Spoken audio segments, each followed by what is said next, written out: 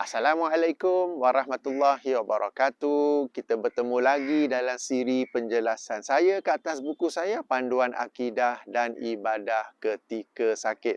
Baik, dalam beberapa siri video sebelum ini, saya telah mengupas tentang hukum jampi-jampian, bahawa hendaklah kita mendengarnya secara jelas daripada awal sehingga akhir dan dapat memastikan bahawa ia bebas daripada apa-apa unsur syirik baik yang jelas mahupun samar-samar. Tidak cukup bahawa yang menjampi itu ialah seorang agamawan, seorang ustaz, seorang ustazah, tetapi hendaklah kita dapat mendengar. Tak ada copyright control, tak ada rahsia-rahsia, tak ada bisik-bisik. Sebab Rasulullah sendiri sallallahu alaihi wasallam apabila menjampi para sahabat, sahabat dapat dengar, tu yang dapat hafal dan meriwayatkan hadis itu kepada kita. Itu yang pertama. Kemudian kita juga bincang tentang hukum jampi-jampian daripada Al-Quran. Apakah boleh daripada Al-Quran ataupun hanya beberapa surah tertentu saja yang memiliki contohnya daripada sunnah Rasulullah sallallahu alaihi wasallam. Baik, daripada perbincangan ini saya mendapat dua soalan yang bagus. Soalan pertama, jika seseorang itu sakit, apakah cukup baginya untuk ruqyah dirinya saja tanpa perlu pergi ke klinik, tanpa perlu pergi ke hospital? Soalan kedua, dalam musim COVID-19 sekarang ni, tak habis-habis lagi, bolehkah seseorang itu tak payah mevaksin dirinya, tak mau vaksin, dan dia baca saja ayat-ayat ruqyah tersebut? Okey, dua soalan yang bagus. Baik, bagi soalan pertama, seperti yang telah saya jelaskan dalam video yang lepas, memang sahih bahawa sahabat ada yang meruqyah seorang ketua kampung, ketua kabilah yang disengat dengan kala jengking. Dengan surah Al-Fatihah saja, tak payah complicated, tak payah cari ayat tu, tak payah cari ayat ni. Surah Al-Fatihah saja dan dengan izin Allah, ketua kabilah itu pun sembuh. Maka apakah kita ni pun hendak boleh merawat diri?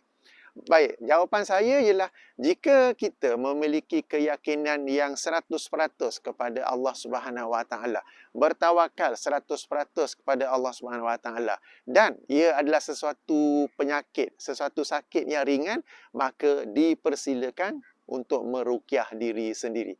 Kenapa saya kata yang 100% tu? Sebab kadang-kadang saya pun termasuk saja, saya pun termasuk juga sebagai manusia biasa, dalam rangka kita sedang merawat diri sendiri, katakan dengan membaca surah Al-Fatihah itu, kadang-kadang keyakinan tu 70%.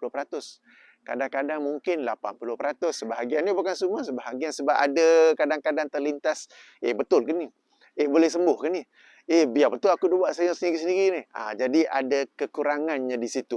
Berbeza dengan para sahabat yang merawat itu, mereka memiliki keyakinan 100% kepada kesembuhan daripada Allah Subhanahu Wa Taala. Jadi kalau kita nak cuba ruqyah diri sendiri, pentingnya hendaklah memiliki keyakinan sepenuhnya dan kemudian bertawakal sepenuhnya kepada Allah. Dan kadang-kadang pula ada kes, mungkin, bukan semua, mungkin sebahagian orang dia baru first time nak try. Dan dia meruqyah dirinya dengan surah Al-Fatihah itu dengan, okey aku nak try ni, betul ke ni? Aku nak try ni. Okey, hadis sahih dah baca dah. Okey, aku nak try. Jadi dia macam nak testing. Surah Al-Fatihah ni betul ke power?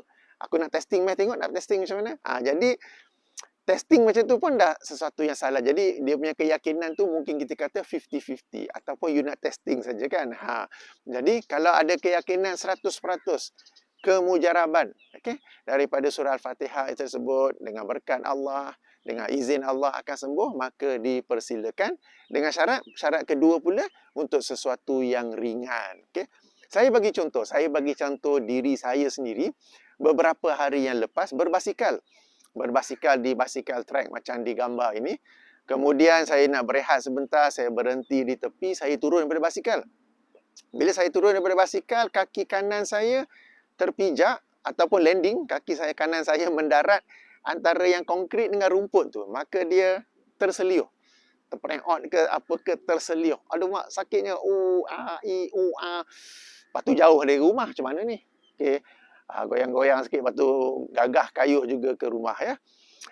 Memang ada bengkak, minta isteri tolong urutkan dengan minyak panas. Kemudian saya makan beberapa suplemen yang insya-Allah membantu, turmeric untuk mengelakkan radang. Turmeric ni kunyit, okey. Untuk mengelakkan inflammation dan juga magnesium. Magnesium ni bagus untuk urat dan juga muscle. Jadi sambil ada urut dengan minyak panas, ada suplemen saya sendiri, saya juga meruqyah diri sendiri. Ruqyah dengan apa? Surah Al-Fatihah saja. saya baca surah Al-Fatihah. Dan dengan izin Allah, sekejap saja kot. Dia bengkak tu, bengkak. Tetapi sehari, pada hari kedua tu saya dah boleh jogging, dah boleh brisk walking apa semua dah. Ya, alhamdulillah, alhamdulillah. Tapi nak bagi tahu, kalau yang sesuatu yang ringan seperti itu dipersilakan. Tetapi katakan sesuatu yang lebih berat, lebih serius.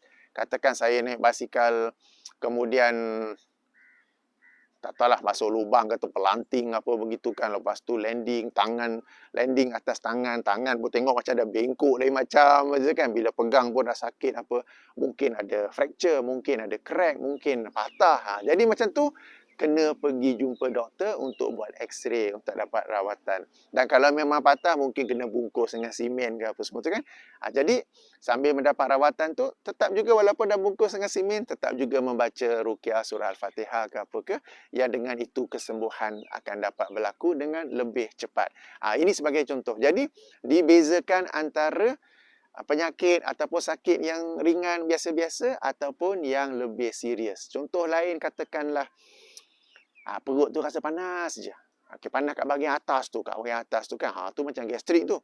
Okey, pergi farmasi cuba beli anti-acid. Boleh beli saja kan over the counter, beli kunyah-kunyah. Lepas 2-3 hari tak baik-baik juga. Okey. Tak baik-baik, kita berjumpa doktor. Tapi sebelum tu, bila sendiri cuba rawat sendiri sambil kunyah anti-acid, sambil tu kita meruqyah diri sendiri juga. Kemudian pergi jumpa dengan doktor dan dia pun buat scan ke apa semua tu. Dan dengan rawatan seterusnya, tapi pada waktu yang sama kita tetap juga meruqyah diri sendiri. Okey. Jadi antara yang ringan, yang berat, ringan tak apa, yang berat jumpa doktor. Ataupun yang ringan tapi macam lama tak baik-baik. Dah 3-4 hari tak baik, gastrik tu sebagai contoh. Kita jumpa doktor untuk mendapatkan rawatan.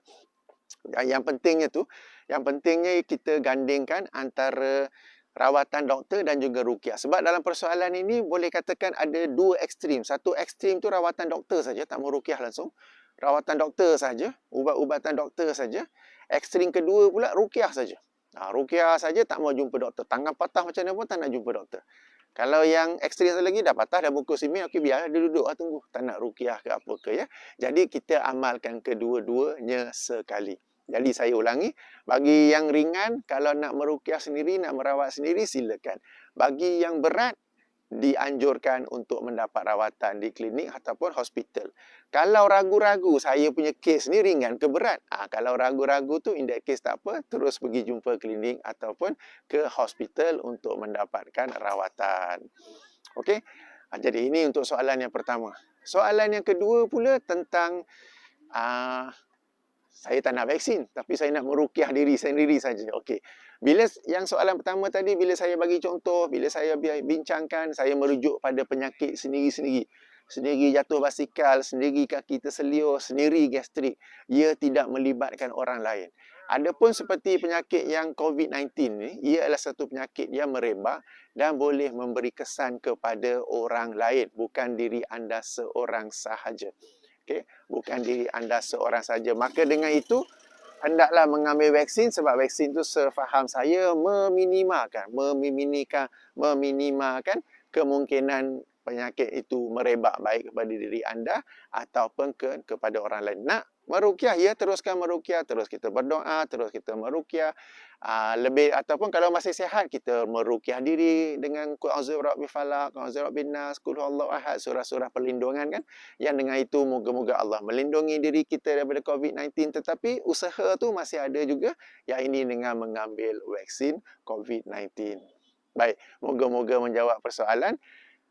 Yang ringkasnya ialah, secara kesimpulan ringkasnya, bila saya mengajar ruqyah itu bukanlah bermaksud kita abaikan klinik, abaikan hospital. Bukan begitu ya. Kalau yang ringan nak rawat sendiri tak apa, tetapi yang berat kita ke klinik, kita ke hospital. Kalau ragu-ragu antara ringan ataupun berat, kita ke klinik dan hospital juga, to be on the safer side. Kita berada di belah yang lebih selamat. Baik, moga-moga membantu dua persoalan itu. Subhanakallahumma wa bihamdika asyhadu an la ilaha illa anta astaghfiruka wa atubu ilaika. Assalamualaikum warahmatullahi wabarakatuh.